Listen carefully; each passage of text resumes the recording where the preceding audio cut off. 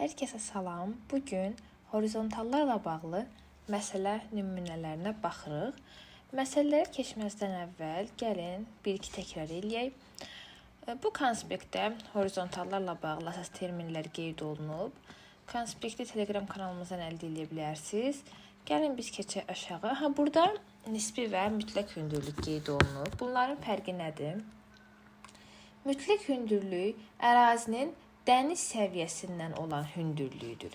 Dəniz səviyyəsi dedikdə 0 metr nəzərdə tutulur.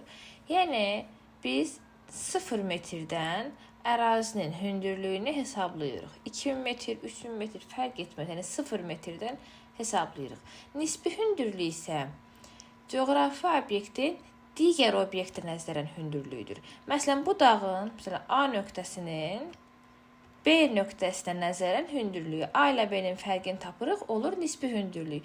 Bu artıq 0 metrdən deyil. Görürsünüz, hündürlük fərqi var burada. B artıq 0 metrdə deyil, daha hündürdədir. Yəni, əgər 0 metrdən dəniz səviyyəsindən hündürlüyü hesablayırıqsa, bu olur mütləq hündürlük. Başqa bir obyektin hündürlüyünə nəzərən hesablayırıqsa, bu olur nisbi hündürlük. Nisbi hündürlük nivelir adlı alətlə ölçülür. Mütləq hündürlük isə barometrlə ölçülür. Sonra gəlin keçək horizontallara. Horizontal eyni hündürlüyə malik olan nöqtələri birləşdirən qapalı əyri xətlərdir. Gördüyünüz bu dairələrin hamısı horizontallardır, qeyd etmişəm. Ən kənarda olan horizontal adlanır xarici horizontal, ən içəridə olan isə adlanır daxili horizontal. Mərkəzdə mütləq hündürlük, yəni dağın zirvəsi, burada dağdır, dağın zirvəsi qeyd olunub. Bəs necə bilirik bu dağdır yoxsa mənfi relyef forması çəklikdir? Baxırıq perqiştrixlərə. Perqiştrixlər horizontallara perpendikulyar seçilən qısa xətlərdir. Bu xətlər kənara doğru çəkildikdə dağı bildirir, dağı. Yox, əgər içəriyə çəkilibsə, aşağıdakı kimi, baxın, burada artıq içəri çəkilib. İçəri çəkilibsə çökəklikdir, kənara çəkilibsə dağ və ya təpədir. Buna fikir veririk. Perqiştrixlər bizə relyef formasının necə olduğunu göstərir. Əgər xaricə kənara doğru çəkilibsə, bu təpədir. Daxilə doğru çəkilibsə, bu çökəklikdir. Sonra, horizontal məsələlərində bizə ən çox lazım olan kəsmə yüksəkliyidir. Kəsmə yüksəkliyi iki qonşu horizontal arasında olan hündürlük fərqinə deyilir. Məsələn, bu A nöqtəsi deyək 1000 metr, məsələn.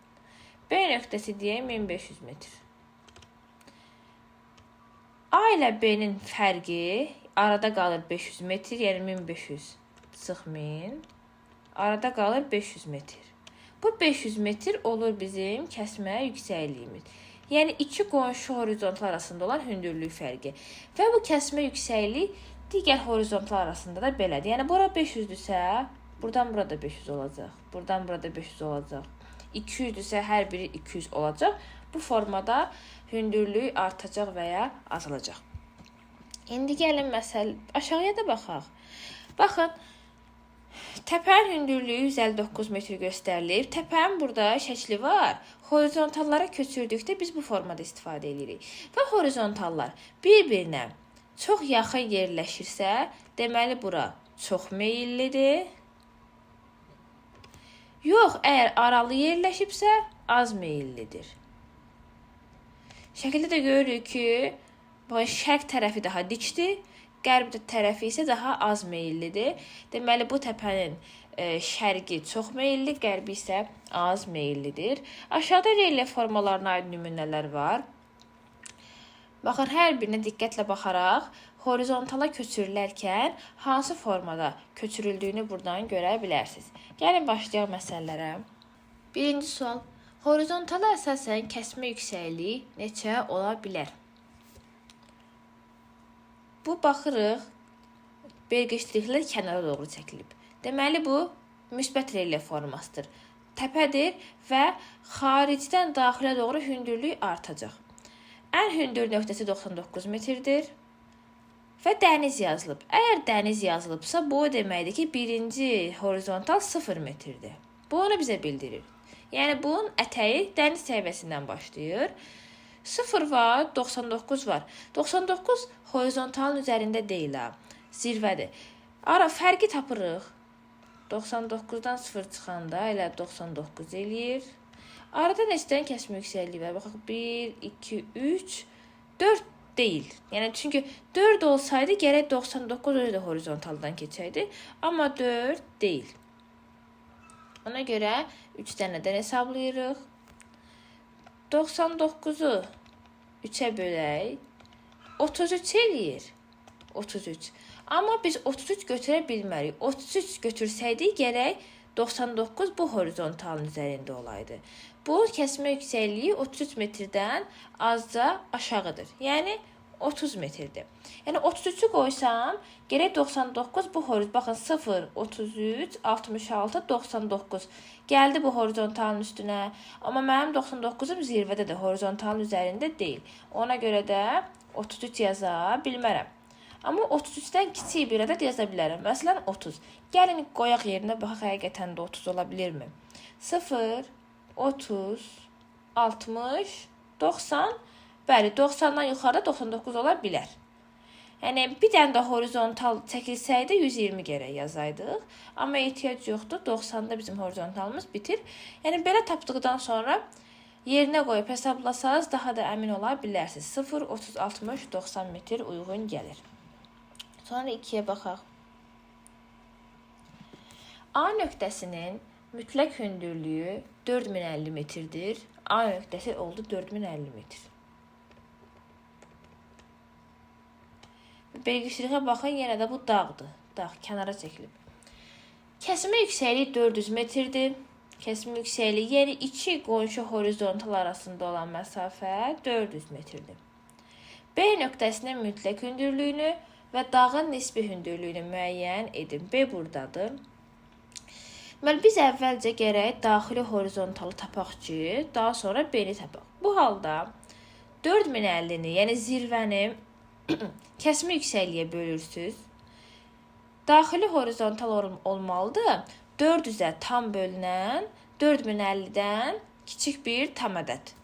Bunu neçə götürə bilərəm? Yəni 4050-dən kiçik olsun və 400-ə bölünsün. 4000 yaza bilərəm. 4000 400-ə tam bölünür. 10 dəfə bölünür. Yəni 4000 və 4050 arasında 400-ə bölünən ədəd yoxdur. Yəni 4000 və 4050 arasında 400-ə tam bölünən ədəd var, yox. 4000-dir. Ondan sonra 4400 var. Düzdür? Ona görə də 4000-i saxlayaq. Burada deməli bu daxili horizontal, C yazaq bura. Daxili horizontal oldu 4000.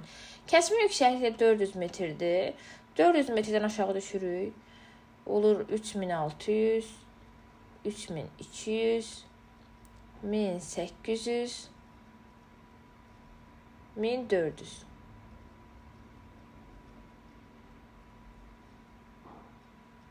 $2800, 2800, 2400. 3200, sonra 2800, sonra da 2400. 2400 oldu nə? B. B-ni istəyirdi. B-ni tapdıq 2400 metr. Necə tapdıq? Zirvədən kiçik, 400-ə kəsmə yüksəkliyə tam bölünən bir ədəd olmalıdır, daxili horizontal. Onu tapdıqdan sonra digər bütün horizontalları tapa bilərik. Yəni, bu tip zirvə veriləndə biz ancaq daxilini tapa bilirik də birbaşa. Və bunun başqa bir üsulu da var. Sayıram 1, 2, 3, 4 dənə kəsmə yüksəkliyidirsə, 4-ü vurursunuz 400-ə, eləyir 1600, 4000 metr buradadır. 4000-dən 1600 aşağı gedirsiniz, tapırsınız 2400 metr. Yəni, eynidir. Fərqi yoxdur. Düşəkçə də tapa bilərsiniz, birbaşa vuraraq da tapa bilərsiniz. İndi sonra dağın nisbi hündürlüyü. Nisbi hündürlük zirvə ilə ən aşağıdakı xarici horizontal arasında olan hündürlük fərqidir. 4050-dən çıxırıq 2400-ü. Bu da neçə eləyir?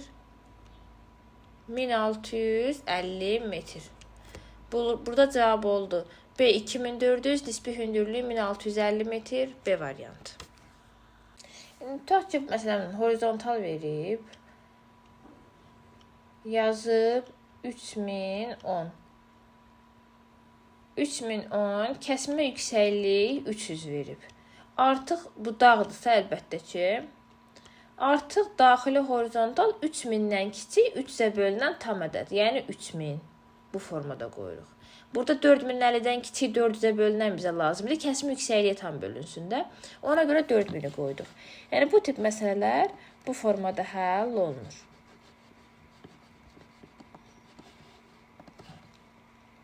Keçək.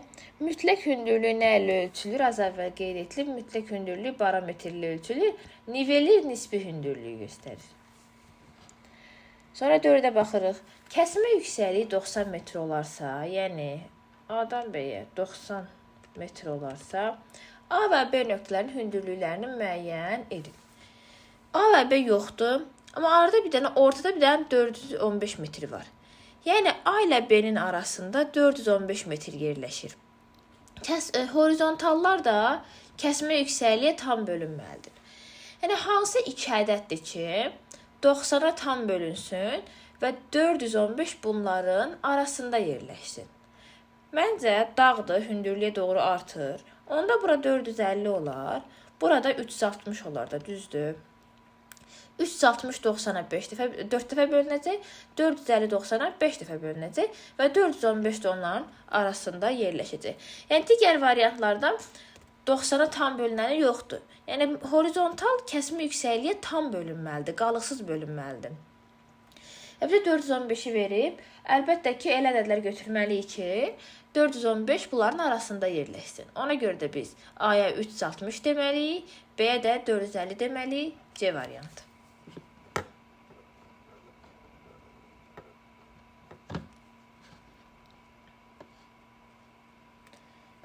Beşə baxaq. Çökəkliyin xarici horizontalının mütləq yüksəkliyini tapın. Çökəklik deyir. Yəni bu formada göstərim, sizə daha dəqiq bilin. Bu mənim çökəklikdir. Mənfi 58 verib özü də. Yəni xaricdən daxilə doğru dərinlik artacaq. Dərinlik artacaq. Xaricə doğru isə dərinlik azalır, hündürlük artır. Xarici horizontal, baxın budur. Bu xarici horizontal bir dənə A yazaq. Bunun hündürlüyünü istəyir. Kəsmə yüksəkliyi 40 metrdir. Biz bayaq dağda dedik ki, məsələn, dedim ki, mən bayaq, bura 3010-dursa, bu dağdır, dağdan söhbət gedir də. 3010-dursa, kəsmə yüksəkliyi 300-dürsə, horizontal 3000 olmalıdır. Yəni 3-ə tam bölünən ədəd olmalıdır. Mənfi 58 verib burada. Kəsmə yüksəkliyi 40-dırsa, horizontal 40-a tam bölünməlidir. Və mənfi 58-dən böyük olmalıdır. Burada niyə böyük olmalıdır? Çünki bu çökəklikdir. Yəni 58-dən ədədlər böyüməlidir kənara doğru. Dağda zirvədən kiçik olan hündürlüyü götürürük. Çökəklikdə isə yüksək olan bir rəqəm götürməliyik. Mənfi 58-dən böyük bir rəqəm götürməliyik. Yəni 40-a tam bölünsün, mənfi 58-dən böyük olsun. Bu mənfi 40 olar da, düzdürmü? Yəni bu horizontal mənfi 40 ola bilər. Başqa nə ola bilər ki? 58 40 olacaq. Ondan başqa 40-a tam bölünən, qalıqsız bölünən ədəd yoxdur. Mənfi 58-dən böyük. Ona görə mənfi 40 yazdım. Kəsmə yüksəkliyi də 40-dır zaten. 40 hündürlüyü artırırıq. Mənfi 40 üstə 40 0, 0 üstə 40 40, 40 üstə 40 80, 80 üstə 40 120 metr. A oldu neçə? 120 metr B variantı. Nəyə görə kənara doğru hündürlüyü artırdım? Çünki bu mənfi relyef formasıdır. Təsəvvür eləyin, belə bir dərədir. Buradan kənara doğru getdikcə biz daha yuxarı qalxmış sayılırıq axı. Ona görə. Dağda isə bunun əksi gedir. 6. Horizontalda göstərilmiş A və B məntəqələri arasındakı hündürlük fərqi 5000 metr olarsa, kəsmə hündürlüyü müəyyən edin. Çox rahat. A verib, B verib, A-dan B-yə 5000 metrdir. Kəsmə yüksəkliyi istəyir. Yəni, iki qonşu horizontal. A-dan B-yə kəsmə yüksəkliyi sayılmır. Kəsmə yüksəkliyi sadəcə qonşu horizontal arasında sayılır. A-dan B neçədən kəsmə yüksəkliyi var? 2 dənə var da. 1, 2. 5000-i bölürəm 2-yə, alıram 2500 metr. Bu 2500 olur bizim kəsmə yüksəkliyimiz. 2500, ikisi bir yerdə 5000 metr təşkil edir. Yəni verilən əgər 3 dənə arada 3 dənə horizontal olsaydı biz gərək 3-ə böləydik. 4 dənə olsaydı gərək 4-ə böləydik. 2 dənə olduğuna görə 2-yə böldük. 7-ci suala baxırıq. C məntəqəsinin mütləq hündürlüyü 200 metr olarsa, C yazıb 200 metr biz də yazaq. B məntəqəsi ilə A məntəqəsi arasındakı hündürlük fərqi nə qədər olar? Kəsmə yüksəkliyimiz yoxdur. Nədir? Bilmirik kəsmə yüksəkliyi. Tapmalıyıq. Kəsmə yüksəkliyi olmadan A-dan B olan məsafəni tapa bilmərik. Amma bizdə 200 var və dəniz var. Dəniz varsa deməli sıfırdır bu. Dənizin yanı sıfırdır. Dənizlə C arasında neçə dənə kəsmə yüksəkliyi var? Bir dənə. Deməli sıfırdan neçə metr gedib 200 metrə çatmalıyıq? Sıfırdan biz 200 metr qalxıb 200 metrə çatmalıyıq. Deməli kəsmə yüksəkliyimiz 200 metrdə. İki qonşu horizontal arasında olan məsafə. Kəsmə yüksəkliyi 200 metrdirsə, deməli bütün horizontalların arasında 200 metr məsafə var. A-dan B-yə nə qədərdir? 2 dənə.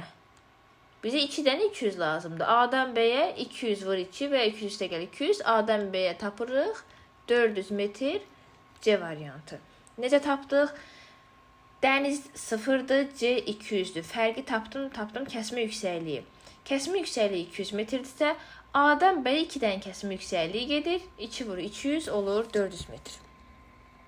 8-ə baxırıq. Kəsmə yüksəkliyi 60 metr olan sxemdə A və B nöqtələrinin hündürlüklərinin fərqini tapın. Hündürlük fərqini. Burada fərq nədir? Baxın, burada belgişdirik, kənara çəkilib. Deməli, bu təpədir. Burada isə içəri çəkilib. Diqqətlə baxın fərqə. Deməli, bu çökəklikdir. Təpədən kənara doğru hündürlük azalır, çökəklikdən kənara doğru hündürlük artır. Və bu daxili horizontal nə olmalıdır? Təpədə 157-dən kiçik 60-a qalıqsız bölünən ədəd. Hansıdır? 120. Ondan sonra 180 gəlir, o da götürür. 180 yaza bilmərik, çünki bizə 157-dən kiçik lazımdır. Dağda biz get-gedə aşağı gedirik ona görə. Ona görə bu olacaq 120 metr B. B oldu 120 metr. 157-dən kiçik 60-a qalıqsız bölünən ədəd.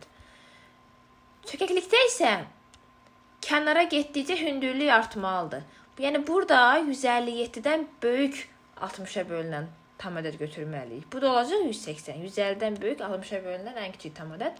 A da oldu 180. Bizdən nə istəyir? A ilə B-nin fərqi A minus B bərabərdir. 180 minus 120 bərabərdir 60 metr C variantı.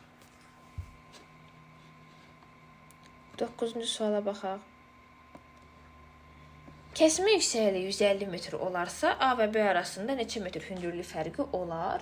Kəsmə yüksəkliyi verib 150. Yəni horizontallar iki qonşu horizontal arasında olan məsafə 150-dir.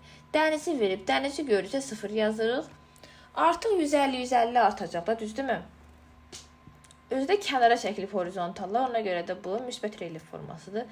0, 150, 300, 450, 600. A oldu 600. 0, 150, 300, aha B oldu 300. A 600, B 300. A nə istəyir? A və B-nin fərqin. A minus B bərabərdir. 600 çıxılsın 300. Buradan da cavab çıxır 300 metr Y variantı. Gəldik ona. Sxemdə verilənlərə əsasən ikinci məntəqədən üçüncü məntəqəyə getmək üçün neçə metr aşağı düşmək lazımdır? 2-dən 3-ə. 2 burada, 2-dən 3-ə. Burada 200 var, 800 var. Baxın, 200 metr budur, 800 metr. Gəlin aradakı fərqə əsasən kəsmə yüksəkliyi tapaq. 800-dən 200-ü çıxaq. Bərabərdir 600 metr. A-da neçə dənə kəsmə yüksəkliyi var 800-dən 200-ə? 3 dənə. 600-ü bölək 3-ə bərabərdir 200 metr. Kəsmə yüksəkliyi tapdıq 200 metr. Hündürlüləri bir səbəb biləyidə rahat. 200, 400, 600, 800 atan verib. 1000 metr, 1200, 1400, 1600. Baxın, düz tapdıq. Çünki 1800 zaten verib. 2000, 2200. Hamısını tapdıq. 2-dən 3-ə getmək üçün deyirdi. 3 400-dür. 2 də 1400-dən biraz çoxdur da. Yəni, fərq etməz. 1400 götürək. 1400-dən 400-ə nə qədər fərq var? 1400 çıx 400 bərabərdir 1000 metr. Deməli, 2-dən 3-ə getmək üçün, yəni 1400-dən 400 metrə getmək üçün 1000 metr aşağı düşmək lazımdır. Bu da B variantında verilib. Davam edək. Yəni, bu məsələlərdə horizontallarla bağlı bütün nüanslara toxunulub. Ona görə də bu izahdan sonra yəqin ki, probleminiz qalmayacaq. 11. Sxemə əsasən kəsmə yüksəkliyi müəyyən edin. Kəsmə hündürlüyü. Horizontallar arasındakı fərqi əsasən tapırıq da. Baxın, 155 var, 150 var. 155-dən 150-yə neçə metrdir? 155 minus 150. 5 metr. Düzdürmü? 5 metr. Deməli, buradan bura 5 metrdir.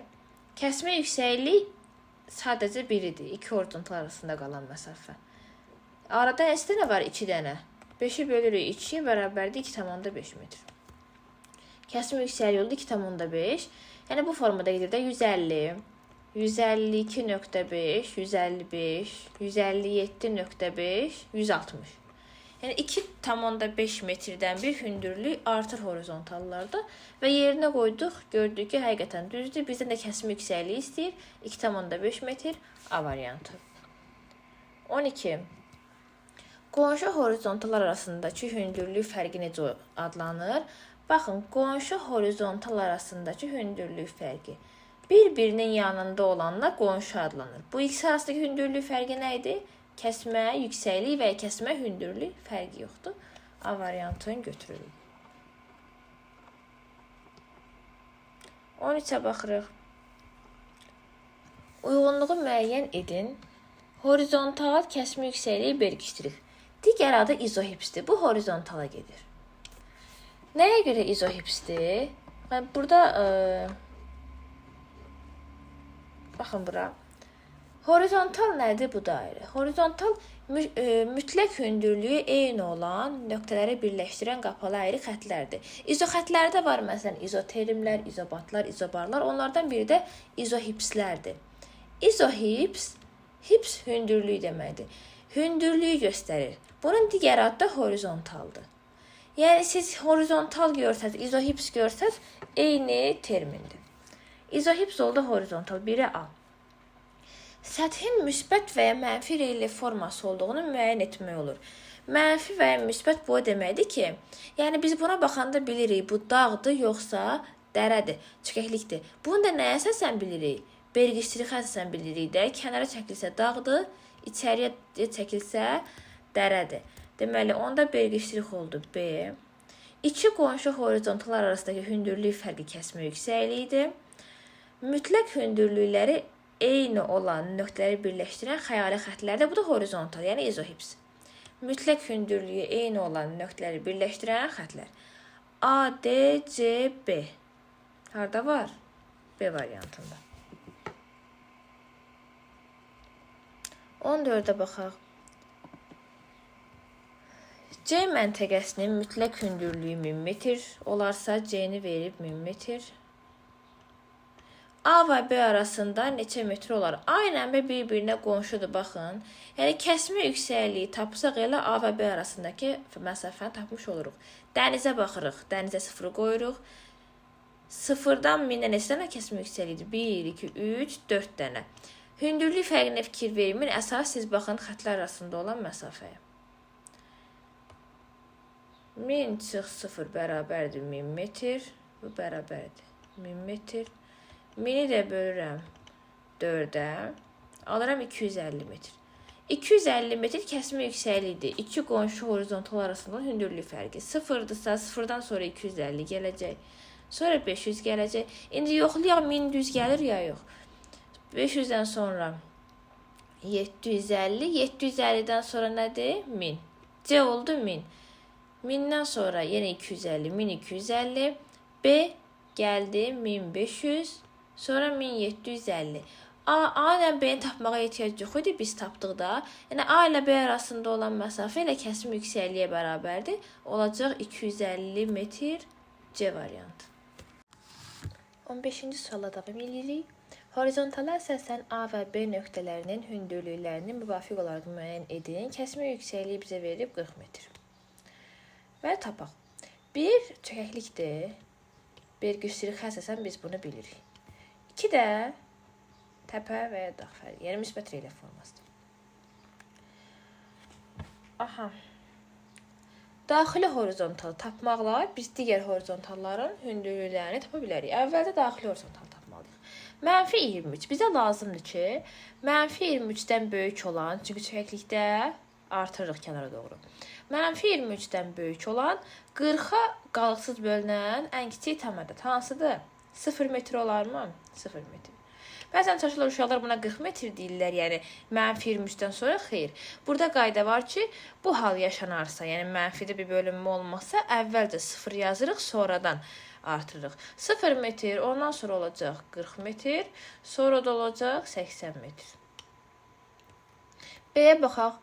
Bu artıq müsbət relyef forması olduğuna görə hündürlüyü azalda gedirik. 223-dən kiçik olan 40-a tam bölünən ədəd hansıdır? 200-dür də, düzdürmü? 40-a tam bölünür.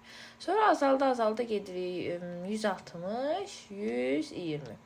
A-nı tapdım 40 metr, B-ni də tapdım 120 metr. B variantında var. Sonra düşək. 16. X məntəqəsindən hərəkətə başlayan səyyah neçə metrdən sonra 412 metr hündürlüyə çatar. Kəsmə yüksəkliyi 400 metrdir.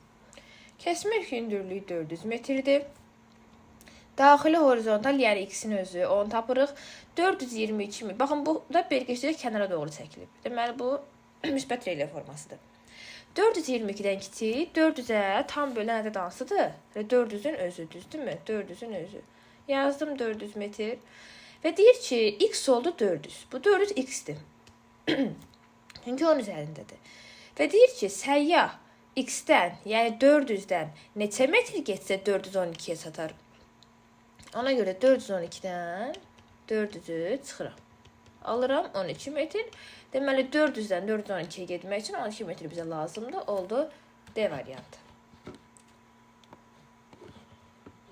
17. Horizontala əsasən A nöqtəsinin mütləq hündürlüyünü müəyyən edin. Kəsmə yüksəkliyi 50 metrdir. 920 zirvəni verib. Müsbət relyef formasıdır. Deməli, burada bir dənə B yazdım. Daxili horizontal tapmalıyam da əvvəlcə. Bu B 920-dən kiçik 50-yə bölünən tam ədəd olmalıdır. Bu da neçə olar? 900-ün özü. 900 metr. 50-50 indi gəlin düşün aşağı. 850. A da olacaq 800 metr. A, elə bizdən A-nı istəyir. D variantı doğrudur. 18. Doğru olmayan variantı müəyyən edin. Horizontallar eyni mütləq hündürlüyə malik olan nöqtələri birləşdirir. Burada problem yoxdur, doğrudur. Adətən dairə formasında olan qapalı horizontallar təpə və çökəkliyi göstərir, doğrudur. Yəni dağı göstərəcək ya da dərəni göstərəcək, çökəkliyi göstərəcək. Horizontallardan planın relyefinin təsvirində istifadə olunur. Bu da düzdür. Belgişliklərin köməkli relyefin təpə və ya çökəklik olmasını təyin etmək mümkündür. Bu da düzdür. Mütləq hündürlük daxili horizontala bərabər. Mütləq hündürlük daxili horizontala bərabər olmur. Xeyr. Məsələn, baxıram bura. Mütləq hündürlüyüm 900 metrdir. Mütləq hündürlüyü 920 metrdir. Daxili horizontal 900 metrdir. Deməli, burada mütləq hündürlüyü daxili horizontala bərabər deyil. Ona görə də Y variantı özünü doğrultmadığına görə Y variantını götürürük. 19. Aşağıdakı sxeməsindən A və B nöqtələri arasındakı hündürlük fərqini tapın. Deməli, dənizə hər zaman 0 qoyuruq. Burada elə 50-ni yazıb. Deməli, burada kəsmə yüksəkliyi 50 metrdir. A-nı tapa bilərəm də 50 var 100 metr. A 100 metr tapdım. İndi B-ni tapaq. Yenə dəniz 0-dır. Kəsmə yüksəkliyi dəyişməyəcək olduğu kimi 50 metrdən birdir. 50 Və burada nəyə diqqət edirsiniz? B'dəki belgişliklərə diqqətlə baxın. Kənara çəkilib, sonra içəri gedib. Deməli, bu əvvəlcə qalxıb, sonra enib. Kənara çəkilən tərəfləri də biz artırırıq. Sonra hansı ki, daxilə çəkilmir. Məsələn, 3-cü horizontaldan artıq daxilə gedir. Ondan sonra biz artıq hündürlüyü azaltmalıyıq.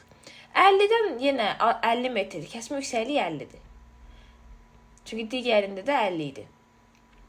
50-dən 50 metr azaldırıq. Yenə 0 metrdir. Təsəvvür edin, bu belə bir şeydir. Onu belə bir elə forması deyə qalxıb enmə mümkün ola bilər. 0-dan qalxdıq 50-yə. 50-dən sonra belgişlik içəri girdiyinə görə yenə düşdük 0-a. Yenə içəri gedir. 0-dan 50, mənfi 50. Yenə içəri, mənfi 50, mənfi 100. B neçə oldu? B oldu, mənfi 100. İndi A ilə B-nin fərqi 100 çıxılsın mənfi 100. O da eləyəcək 100 plus 100-dən mənfi müsbət eləyəcək 200 metr. A ilə B arasında 200 metr məsafə oldu. 20-yə baxırıq. B nöqtəsinin hündürlüyünü və ən çox meyilliyə malik olan yamac. Zirvəni verib 147 metr. Daxili horizontal tapaq ki, sonra B intibada kəsmə yüksəkliyi 20 metrdir. Deməli, bu daxili horizontal, yəni burada bir dənə A qoyun. Bu A nöqtəsi 147-dən kiçik, 20-yə bölünən tam ədəd. 140, əlbəttə ki. İndi 140-dan 20 düşürəm. Kəsmə yüksəkliyi 20-dir. 120, 100, 80. B-ni tapdım 80. 2 dənə variantım da var. Ya B-dir, ya D-dir. Sonra deyir, ən çox meyilliyə yamac. Ən çox meyilliyə malik olan yamac. Horizontal nə qədər sıxdırsa, meyilliyi o qədər çoxdur. Horizontal çox aralıdırsa, meyilliyi azdır. Burada da üfüqün cəhətlərini çəksəm, sıx tərəf hara düşəcək? Şimal tərəfə düşəcək, düzdürmü? Cənub olacaq az meyilli, şimal olacaq çox meyilli. Olur bizim cavabımız 80 və şimal D variantı.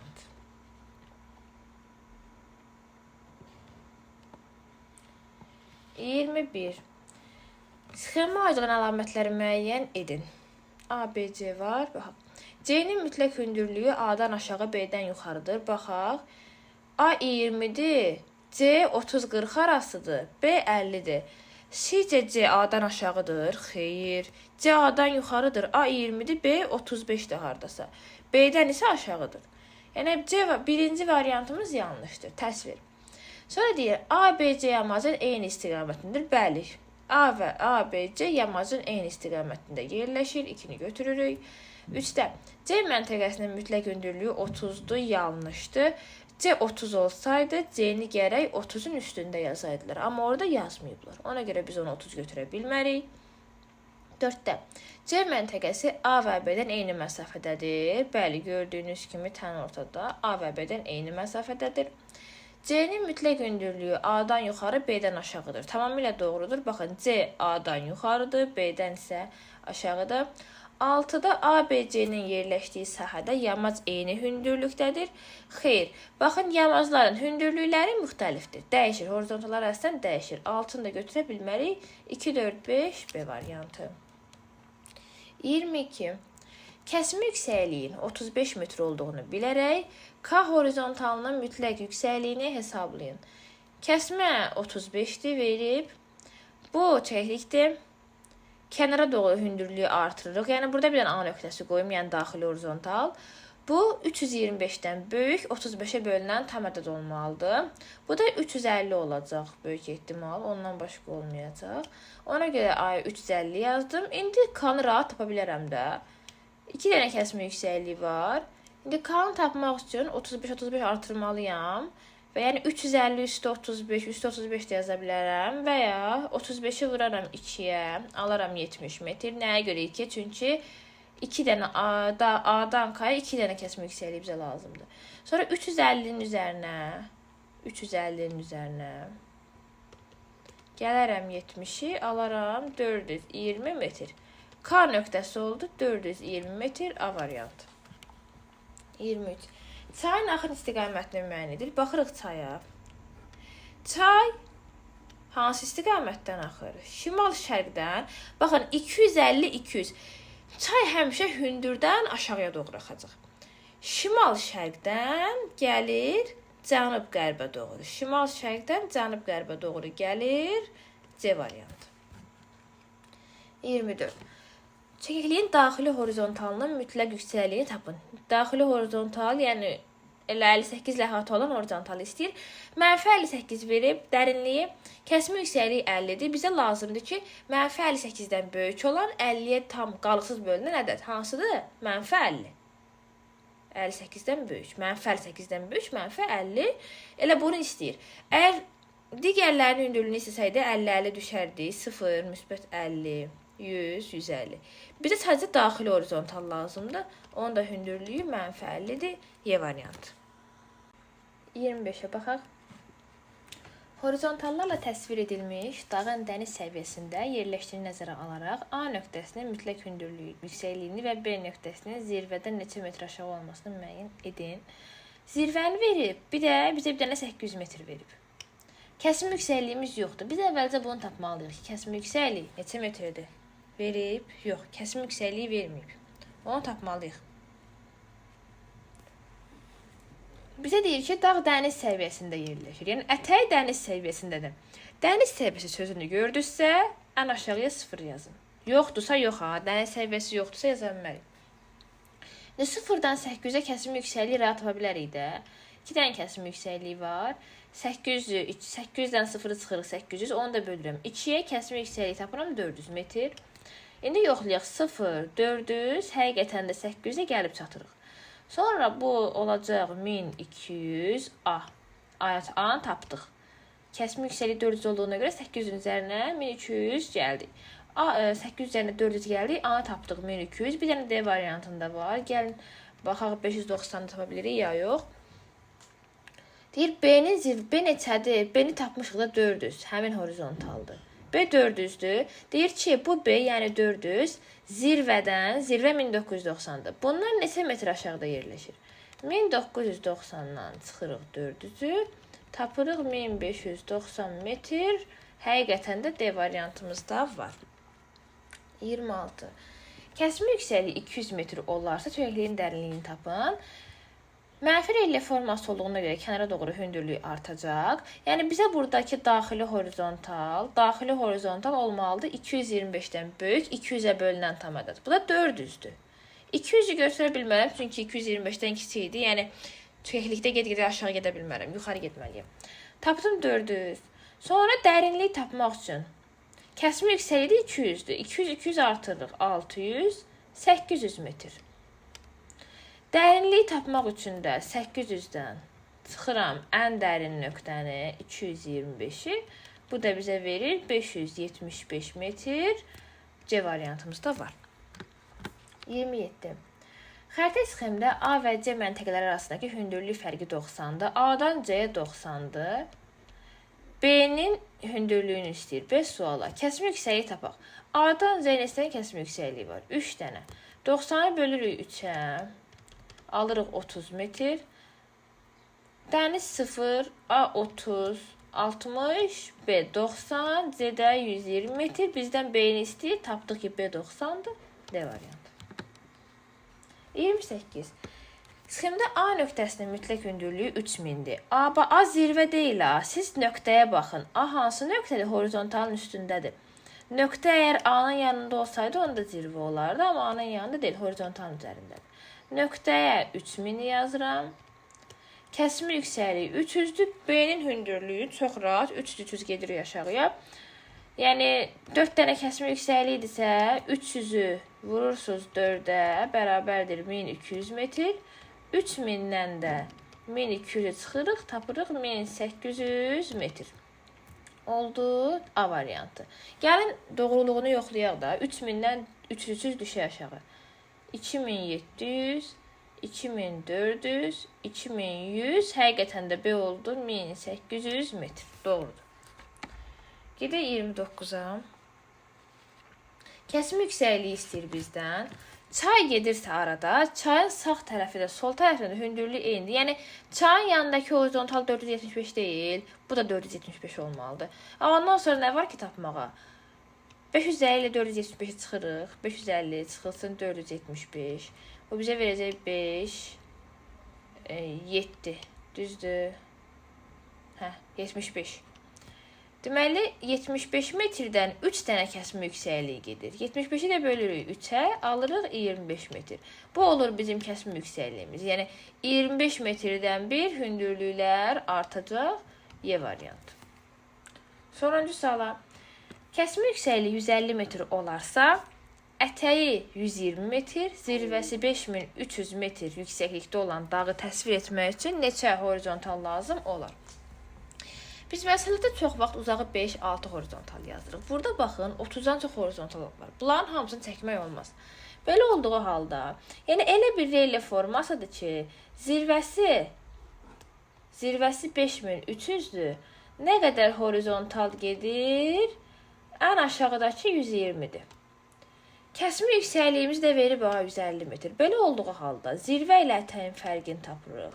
Yəni, bizim ətəyimiz dəniz səviyyəsində deyil, 120 metr yüksəklikdədir. Bu bizə verir neçə? 5180 metr. Düzdür, aradakı fərq. Sonra bunu bölək kəsmə yüksəkliyə, yəni 150-yə. Buradan biz tapırıq 34.5 hardasa. Oradan tam ədəd olan 34-ü götürürük. O da olur bizim horizontal sayımız. Deməli, zirvə ilə ətəyin fərqini tapdıq, kəsmə yüksəkliyə böldük, aldığımız ədəddən tam ədəd olanı götürdük cavab.